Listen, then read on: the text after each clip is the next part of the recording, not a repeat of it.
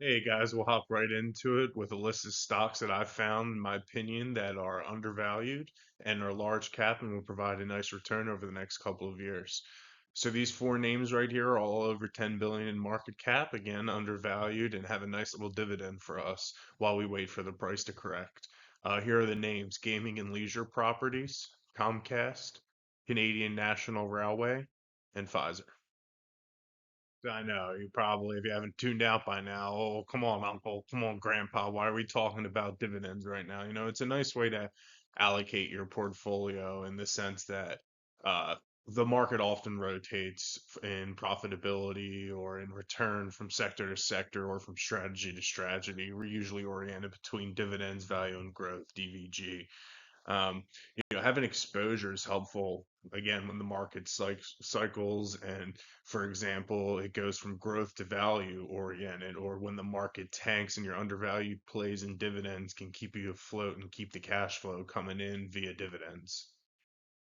So ticker GLPI. Who is GLPI? It's Gaming and Leisure Properties. It's a real estate investment trust that focuses on gaming and leisure properties, gaming in the sense casinos primarily. They own about 68 properties in 28 states for a total of about 15,000 hotel rooms.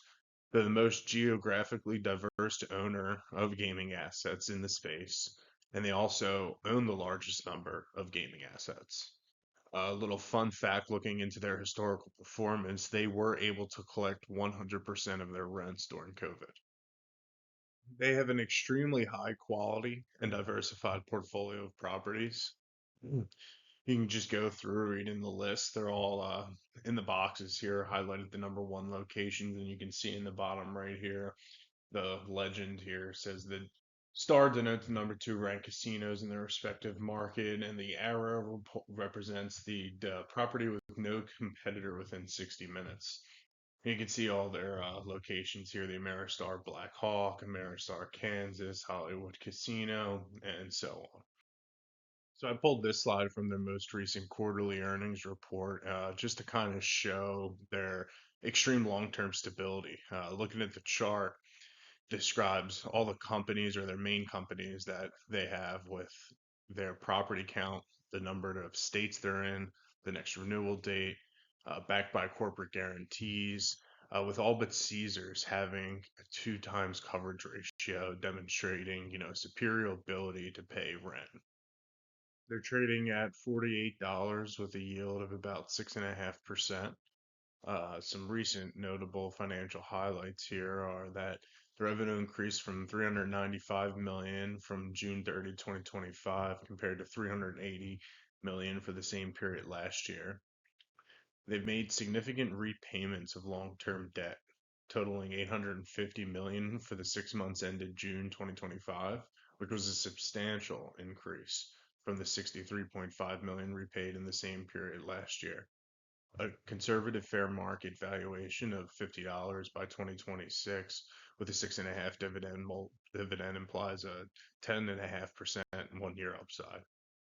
The next stock on the list is Comcast. I think it's undervalued and has a nice dividend again for us while we wait for the price correction. Most of you know Comcast, but here are some of their holdings. NBC Universal, NBC News, all of the Universal parks, Peacock, Sky Sports, which I believe is the Europe branch, Bravo, and so on. And here's what Comcast says are the six drivers that will be growing revenues over the next years to come. We have residential broadband, wireless, business services, connectivity, theme parks, streaming, and premium content and studios. The stock's down 23% over the past 5 years, and it's approaching its 52-week low, and it offers a 3.89% dividend yield. And this, again, isn't a growth company by any means, but they've had very consistent revenues over the last 5 years. You can see from ranging really the jump from 20 to 21 from 103 to 116, but it's really stayed in the tight range of 116 to 124 million over, the past 4 years here. Looking at the cash flow statement, free cash flow has been between 14 billion and 19 billion over the last 5 years, with Free cash flow margins in the low to mid teens, you can see here towards the bottom of the page. The price target in 1 year is, I think, $38 with a dividend yield of 3.9%. Gives total return of 15.66% for 1 year. Next on the list is the Canadian National Railways, whose stock has taken some pretty rough beat up since these tariffs have been announced. So this slide's taken from their recent quarterly earnings report, and just like the title says, steady performance amidst volatility, with the volatility alluding to the stock beaten down from tariffs, but it has still held steady from a financial perspective. I mean, in my opinion, the stock's oversold. But just reading this slide, I wanted to highlight a couple of things.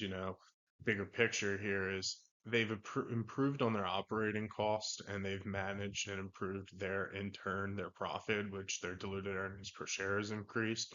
But amid the macro activity here with the tariffs, we see a slight downtrend here, 1%. I mean, really holding even is very interesting, compelling, because you see the stock taking a more drastic downturn. And continuing from the last slide here, basically just showing their resilience during macroeconomic uncertainty. We went over the diluted earnings per share increase already, but the year-to-date free cash flow increasing, and basically their overall profitability still being able to cut costs among macroeconomic uncertainty, despite the huge drop in their market cap and share price, is a unique buying opportunity in my eyes. So I see this one little meteor in my eyes here with it's trading at $97 with a dividend yield of 2.7%. I think it could easily get to 115 within the next year with a 2.7% yield for total return of 18.5% in 1 year. Here we go. The next stock here is Pfizer. So I'm sure you guys all have heard of Pfizer. It's a pharmaceutical company, one of the largest in the world. 28.4 billion in revenue as of August 5th, 2025, year to date. 37 manufacturing sites worldwide. They're in 200 countries and territories. 81,000 employees globally. 5 products with sales greater than 1.5 billion are just some key highlights about Pfizer. Pfizer's board approved $3.3 billion in share purchases that will be taking place over 2026 and possibly into 2027, but I believe it's going to be 2026. They've also adjusted guidance upward on revenue and earnings per share, as you can see from their most recent quarterly filing here that I've screenshotted. Pfizer is currently sitting at $25 with a almost 7% dividend yield, 6.94. Price target of $27 with a 6.9% yield would give you almost a 15% return in 1 year.